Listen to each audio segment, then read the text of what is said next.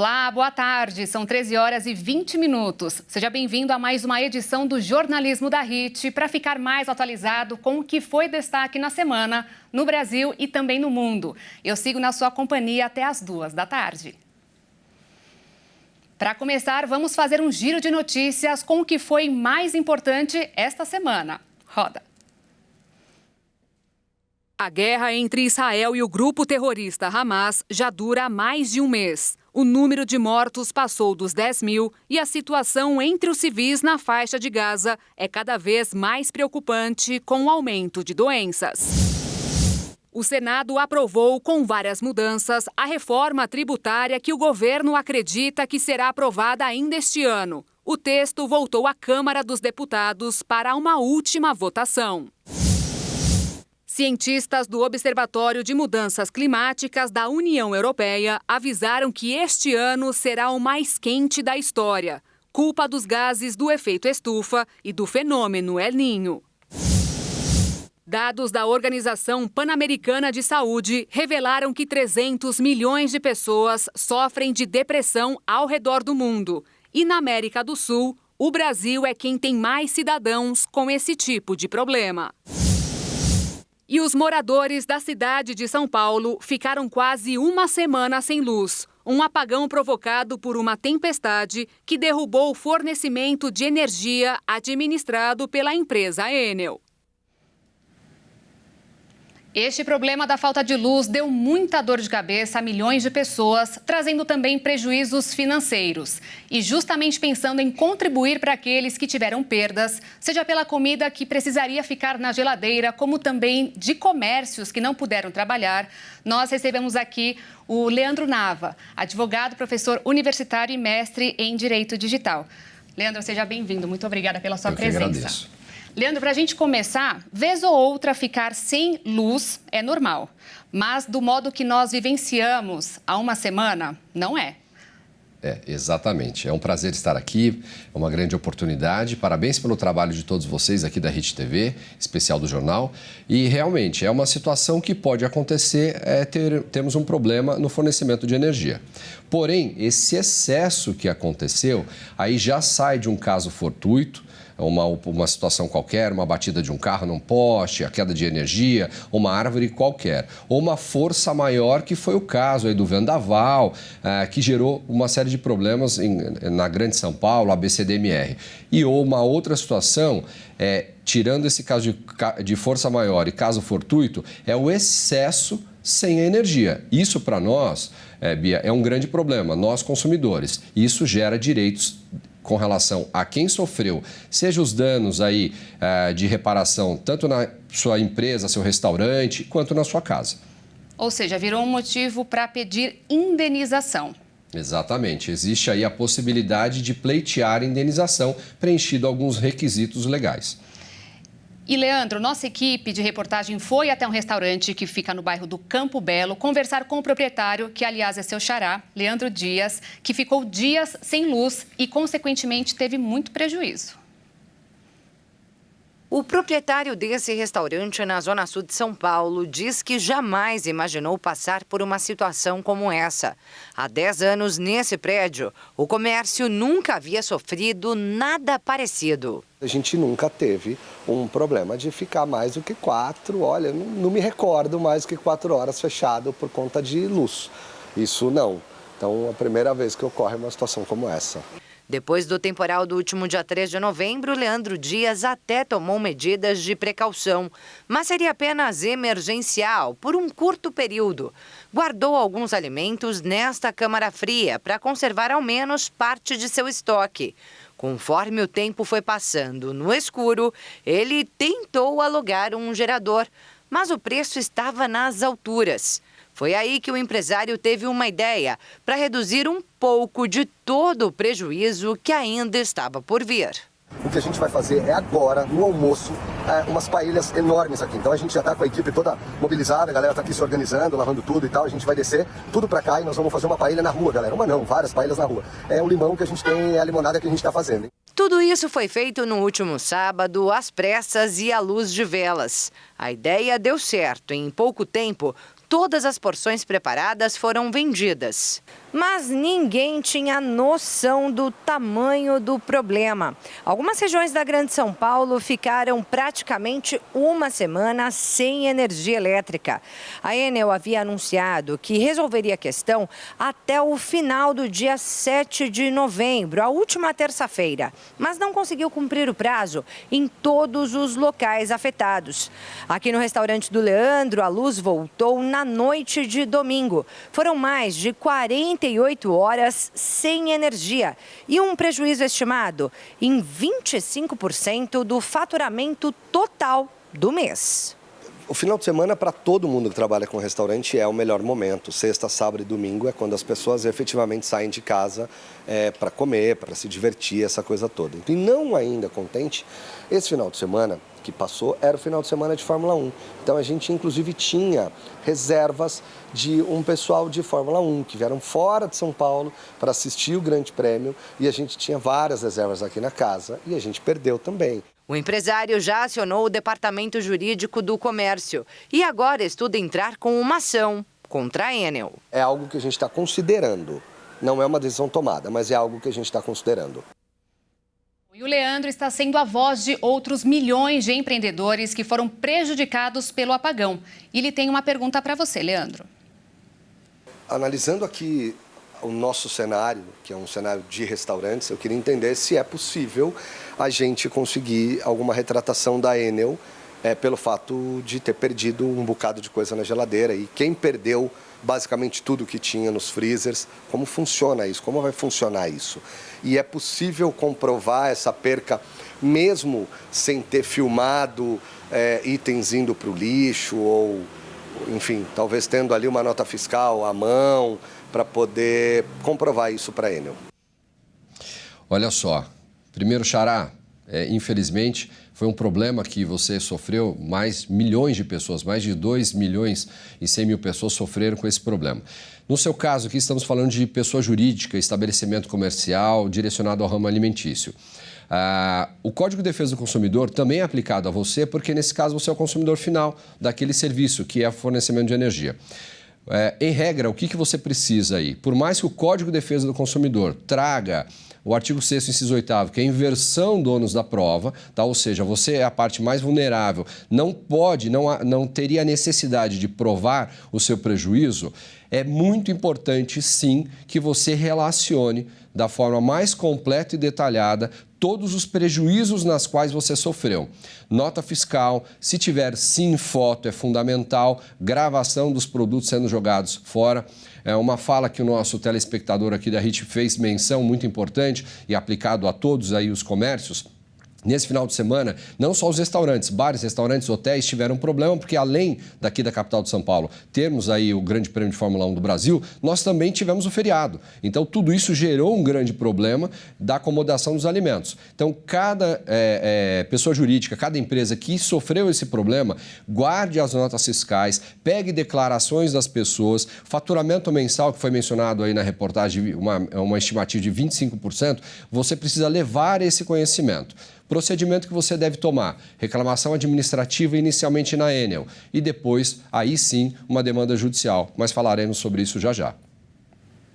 E o proprietário do restaurante tem um outro questionamento que é muito importante, inclusive até para servir de exemplo para outras pessoas que foram afetadas por ficar sem luz. Olha só. Uma outra pergunta é entender se a gente possivelmente vai conseguir algum desconto, alguma retratação na nossa conta de luz futura, porque a gente gasta aqui, obviamente, muito. Temos muitos freezers, câmera fria, ar-condicionado. Então, a energia impacta muito para nós. E é óbvio que eu gostaria de entender se a gente vai ter alguma retratação da Enel nas contas futuras. É interessante deixar claro que a retratação, quando nós falamos retratação, é um pedido de desculpas. Isso o diretor-presidente da Enel já o fez durante essa semana aqui em São Paulo. Porém, tanto o prefeito de São Paulo quanto, inclusive, o próprio governador do estado de São Paulo deixaram muito claro que essa questão do fornecimento de energia é uma concessão pública, mediante o governo federal. Quem é responsável? Governo federal, Enel, a Agência Nacional de ANEEL, Agência Nacional de Energia Elétrica, e a empresa Enel, que ganhou a concessão, é que fornece.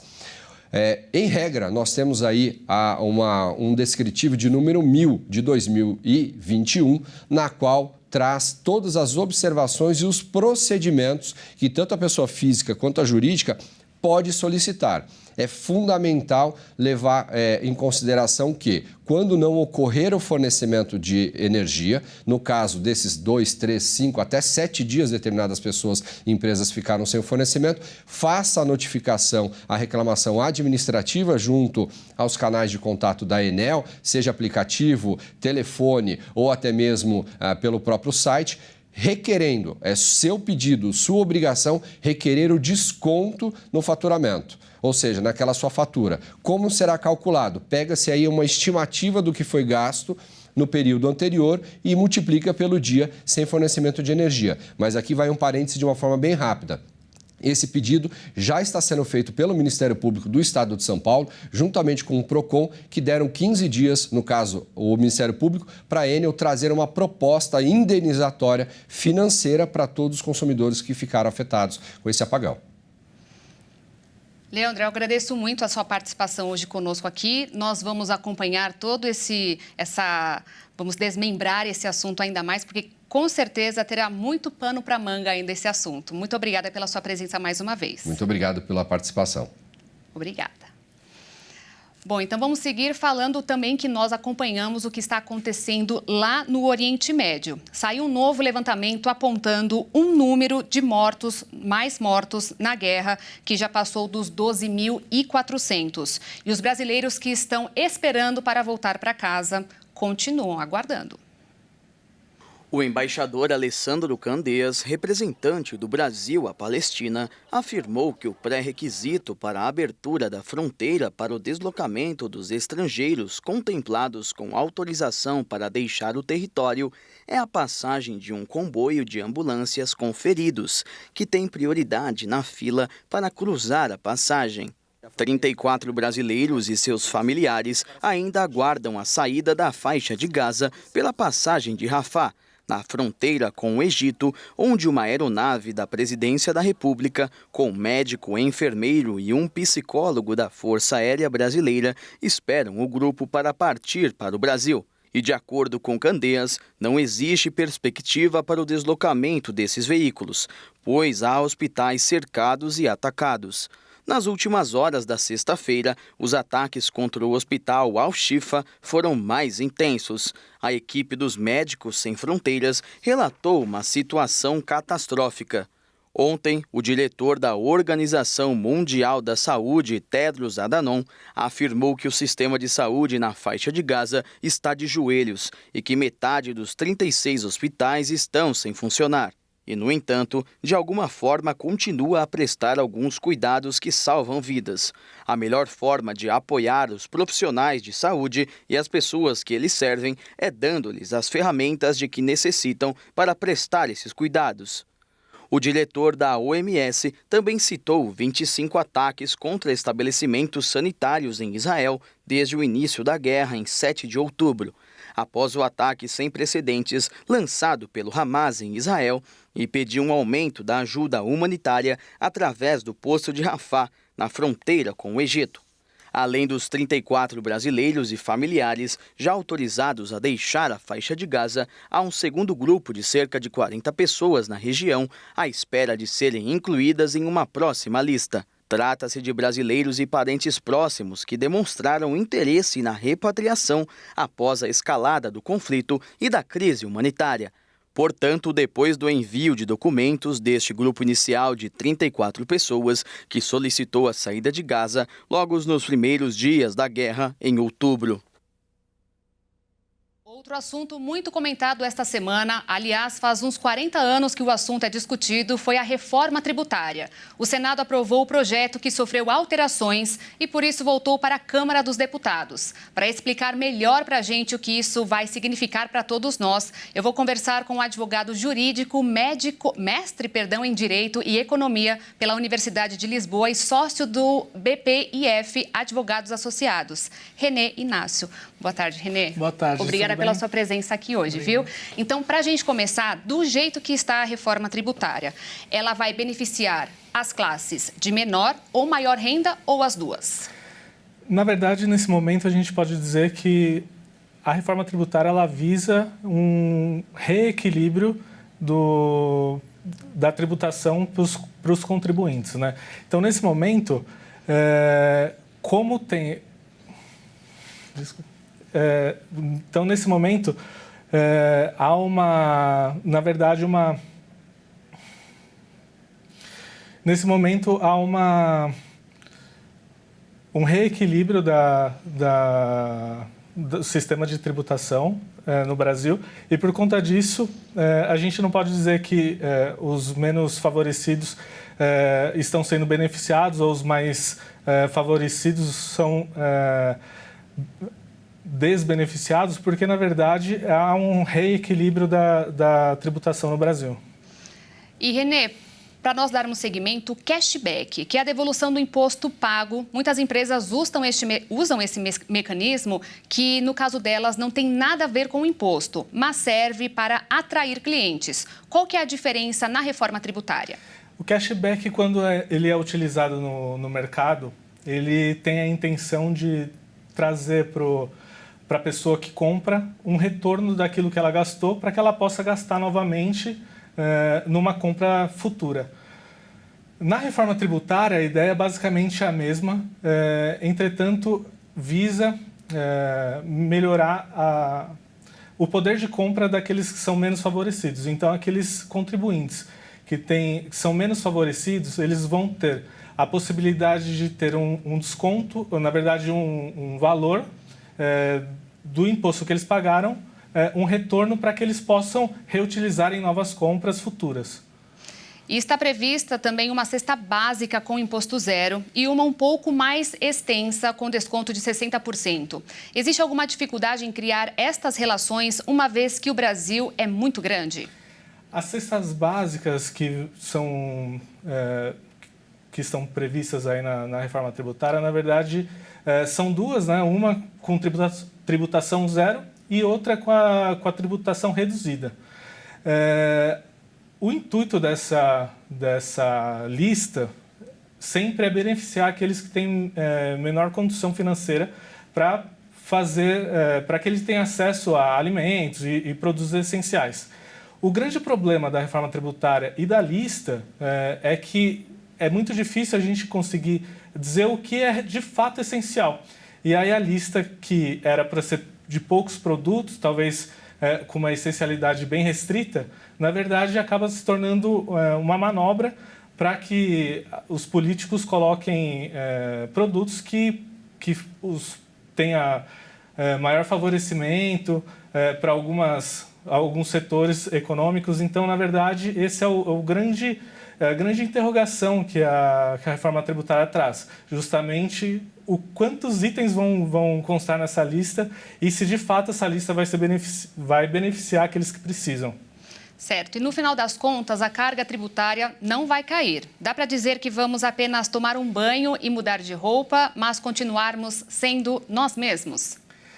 É engraçado, assim, até a gente dizer que é um banho de loja, mas na verdade o que significa?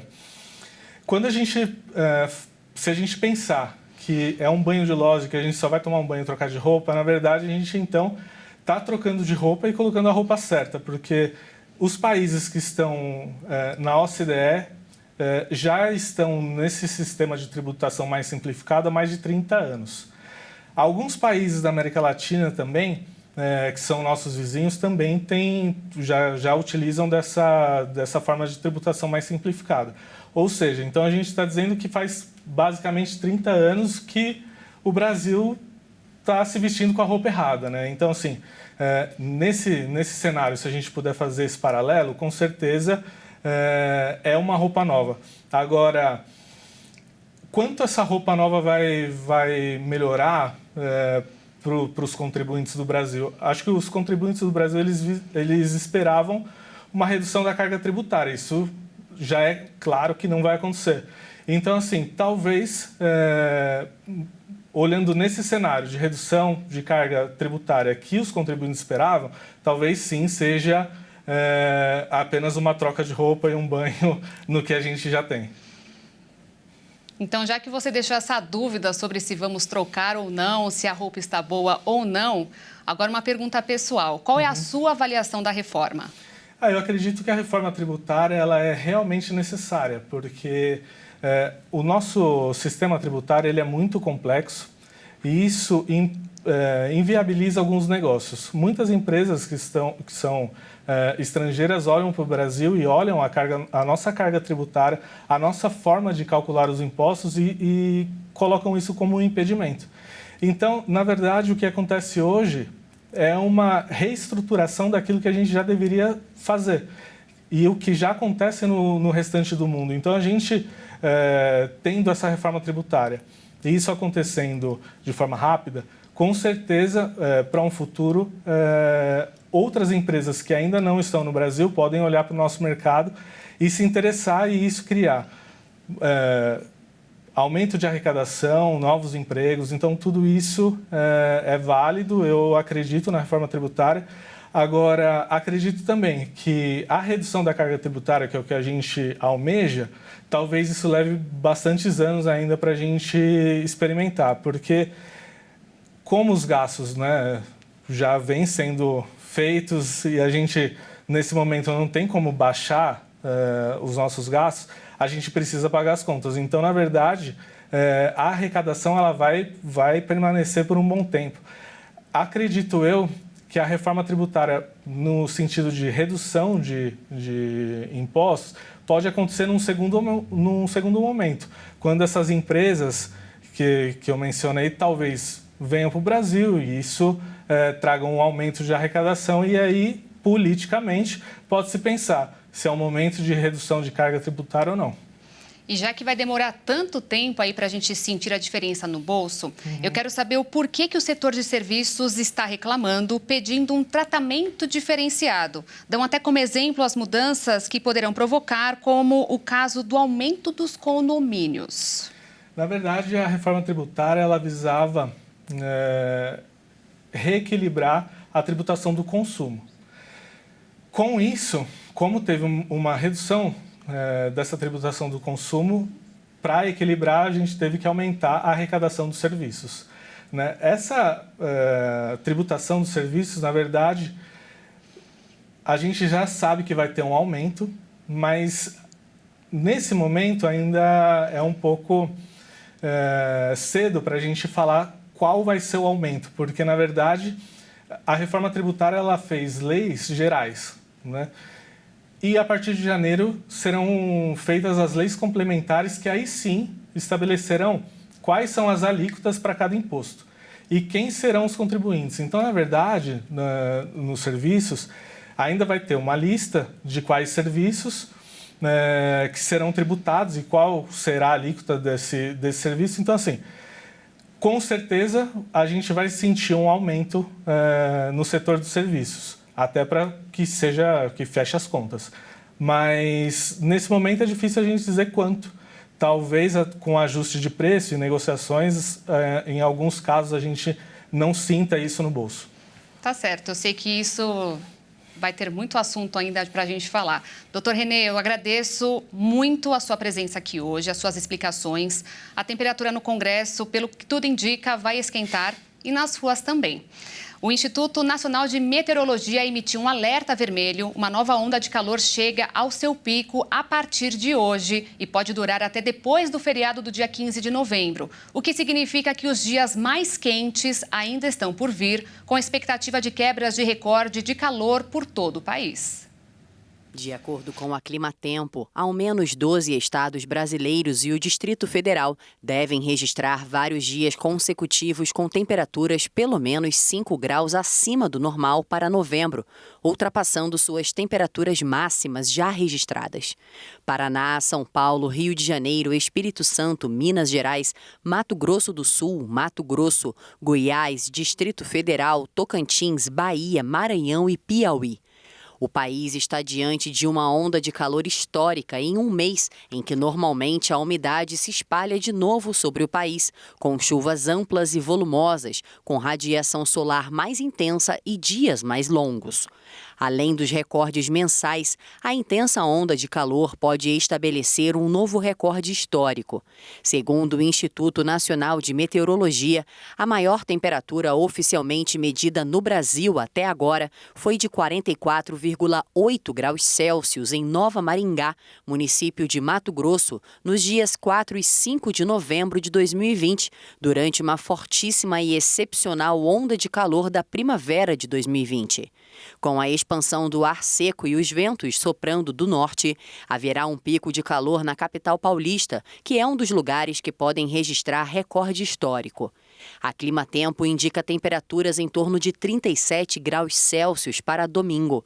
Com isso, a cidade pode ultrapassar o recorde de setembro, 36,5 graus.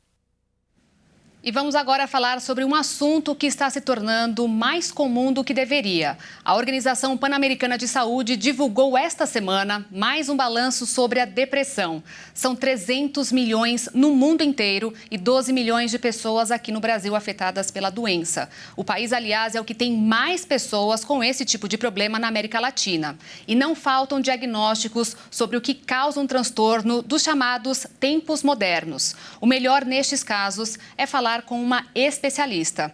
E quem está hoje aqui conosco é a psicóloga e neuropsicóloga Verusca Guindov. Muito prazer. Eu que agradeço. Obrigada por nos receber aqui, vir aqui hoje falar conosco. Doutora Verusca, para a gente começar já uma pergunta reta. A depressão mata? Sim, e a cada dia nós temos visto mais a gravidade, esse aumento de mortes por depressão, ou por piora e casos de suicídio, ou por questões mesmo de adoecimento, porque a pessoa ela vai se isolando, ela vai se trancando muitas vezes dentro desse quarto, tamanho desgaste mental que ela apresenta, e esse processo faz com que se perca apetite, perca sono, e o processo neuronal vai se destruindo com isso. É muito triste quando a gente percebe que as pessoas elas vão se entregando à morte, podendo ter um tratamento, um cuidado e sair dessa situação. Então, tudo aquilo que a gente pode fazer para melhorar a condição mental de uma pessoa e que ela saia desse momento difícil de depressão, hoje nós temos recursos, mas muita gente não sabe e por isso não busca ajuda. E para a gente conseguir nos aprofundar mais nesse assunto, tem pergunta das pessoas nas ruas. Meu nome é Rafael Vida e muita gente fica passando muito tempo no celular. E eu queria saber se isso pode desencadear alguma coisa, tipo uma depressão. O celular ele causa depressão por 2 movimentos. O primeiro deles é o desgaste por conta da quantidade de utilização. Nós utilizamos muito, nós hiperestimulamos áreas importantes do nosso cérebro, fazendo com que nós tenhamos apenas estimulação nessas regiões, em detrimento de todas as outras quando nós desenvolvemos qualquer outra atividade. A segunda forma que faz com que o celular possa ocasionar um processo depressivo é na hora de dormir. Muita gente acaba dormindo próximo do celular. E os processos que são ocasionados no sono para reposição química são atrapalhados pelo eletromagnetismo do celular. Então, se você quer uma dica, durma distante aí desse celular que vai fazer um bem enorme aí para você. Essa dica eu vou pegar para mim então também, doutora. E tem mais perguntas, olha só. Eu sou o Gabriel e eu queria saber quais são as diferenças entre ansiedade e depressão, porque muita gente confunde um com o outro. A depressão, ela apresenta um desgaste mental muito forte que vai fazendo com que a pessoa se isole. Então, a pessoa não entende por quê, ela sente uma angústia, uma vontade de sumir, uma vontade de não falar com ninguém, ela perde apetite, ela vai entrando em processos de desânimo muito forte por conta da falta de condição mental. A depressão é ocasionada por conta de uma diminuição química no cérebro, que é ocasionada por questões de rejeições, conflitos, decepções afetivas, emocionais e entre outras questões emocionais gerais ou outras questões orgânicas. Já a ansiedade, por conta do aumento de preocupações que a gente tem, a gente vai fazendo com que o nosso processo mental fique mais acelerado. Isso faz com que se aumente a quantidade de batimentos cardíacos, então você sente uma alteração cardíaca, aumenta a produção de ácido gástrico, então te dá problemas digestivos. Tem pessoas que desenvolvem vários problemas digestivos, inclusive por conta da ansiedade, um suor nas mãos, uma angústia, mas é uma angústia não por isolamento, é uma angústia por medo. Um medo do que vai acontecer, se eu vou ser afetado com isso, se eu vou morrer, uma sensação de aperto no peito. Toda a nossa musculatura do corpo sofre esse impacto. Então, essa contração muscular causa também muitas dores musculares. Então, a gente percebe hoje, a gente está vivendo um momento onde as pessoas apresentam um volume muito grande desse tipo de sintoma. Então, se você está sentindo um desses sintomas, busque ajuda profissional para você poder ter o tratamento adequado. E aproveitando essa sua resposta, doutora, não tem como a gente confiar o tempo todo no que vemos na internet. Por isso a importância de sempre procurar quem entende realmente do assunto. A estudante Malu tem uma dúvida. Olá, meu nome é Malu e eu gostaria de saber se irritabilidade e insônia são sintomas de depressão. Nossa, Malu, ótima pergunta. Na verdade, quando estamos muito irritados, é porque o nosso processo mental está esgotado. Isso está ligado ao estresse. A angústia que é causada por conta do cansaço. Isso faz com que eu fique extremamente irritado e quando eu não durmo direito, eu tenho insônia e não tenho uma qualidade de sono, isso faz com que o meu processo mental não tenha o restabelecimento químico que ele precisa. Agora, se você tiver um processo de sono inadequado por uma quantidade de tempo, isso vai desenvolver uma diminuição da produção química no seu cérebro e ocasionando, sim, uma depressão ou outros problemas químicos que são muito importantes. Então, se tem uma dica importante aí nesse momento, é cuidar muito da qualidade de sono para que você possa ter todo o restabelecimento químico. Quando a gente pensa no sono, a gente tem que pensar que o sono tem que ter qualidade, ou seja, no sono profundo, quando eu entro naquele momento de sono profundo, eu tenho vários ciclos de reposição química cerebral. Se eu fico acordando, se eu fico verificando o celular, se eu durmo perto do celular, eu tenho um prejuízo nesse processo de reposição. E, lógico, você já vai acordar em déficit químico. Então, se você quiser evitar não só a depressão, mas como outros problemas ocasionados pela falta de reposição química, vamos cuidar desse sono para que a gente possa evitar isso. E, doutora, quem também trouxe uma pergunta muito interessante foi a Isadora. Meu nome é Isadora e eu gostaria de saber se existe alguma receita caseira para aliviar os sintomas da depressão, como o chá de camomila. Olha, o chá de camomila, lógico que ele é muito bom, ele é inclusive conhecido cientificamente com um poder aí calmante, ele é um antioxidante importante, ele é até anti-inflamatório, a ciência inclusive diz isso. Mas ele não resolve o que está causando o seu desgaste emocional. É importante entender que em todo caso de depressão existe algum desgaste, seja ele químico, seja ele emocional por questões de conflitos, seja ele hormonal, uma alergia. Tem alergias que podem ocasionar depressão porque criam um bloqueio de produção de serotonina, por exemplo. Entre outras questões, como falta de vitamina D, a falta de sol também pode ocasionar isso. Então, não dá para a gente dizer que é apenas uma situação, mas a camomila ela pode te ajudar a acalmar e melhorar a sua noite de sono. Mas se você já está percebendo que você não está bem, vá buscar a explicação do que é que está acontecendo com você para estar criando esse desgaste em você que está desenvolvendo a depressão. Toda depressão tem um motivo e todo motivo tem que ser trabalhado para que você possa resolver essa situação. Por isso a importância realmente de sempre procurar uma pessoa que entende do assunto, que é especialista neste assunto. Doutora, dicas, além da questão de não dormir com o celular do lado. Até porque colocou o despertador para acordar mais cedo, é só deixar ele mais longe que aí você sai da cama. Mas outras dicas, o que você pode recomendar para a gente? Olha, a gente precisa entender que existem alguns pontos que nós precisamos cuidar muito. Além dessa qualidade de sono que precisa ser cuidada, nós precisamos começar a tomar cuidado também com a nossa rotina. Precisamos perceber como é que nós estamos priorizando algumas coisas. Outro ponto importante, como é que nós estamos aprendendo a desenvolver uma empatia, primeiro com a gente, antes de ter a empatia com o outro. É claro que nós temos que ter uma empatia com o outro, mas o que nós estamos fazendo conosco? Às vezes nos sobrecarregamos, sobrecarregamos, às vezes vivemos envolvidos em conflitos que nem deveríamos estar envolvidos. Então, o quanto eu vou sobrecarregando o meu sistema mental, e isso vai ter um preço. Então, se eu posso dar uma dica para você, cuide de você, programe a sua vida, os planejamentos que você tem, cuide para que a sua rotina tenha uma organização para que você não tenha sobrecargas, aprenda a dividir responsabilidades com outras pessoas, isso também vai ajudar muito. E claro, uma boa atividade física, uma boa alimentação, uma ingestão de água também podem ajudar bastante você a ter qualidade de vida, e isso vai refletir com certeza nas suas emoções. E doutora, sobre essa questão de empatia que você comentou, a pessoa que tem depressão, como que as pessoas que estão perto dela podem agir? Às vezes, tem algumas falas que as pessoas, por falta de conhecimento, fazem, que ajudam sem querer a prejudicar o processo. Então, se você tomar cuidado com o que você fala, por exemplo, nunca diga para uma pessoa, para de preguiça, levanta daí, você não está tendo vontade de melhorar. Gente, a pessoa está doente.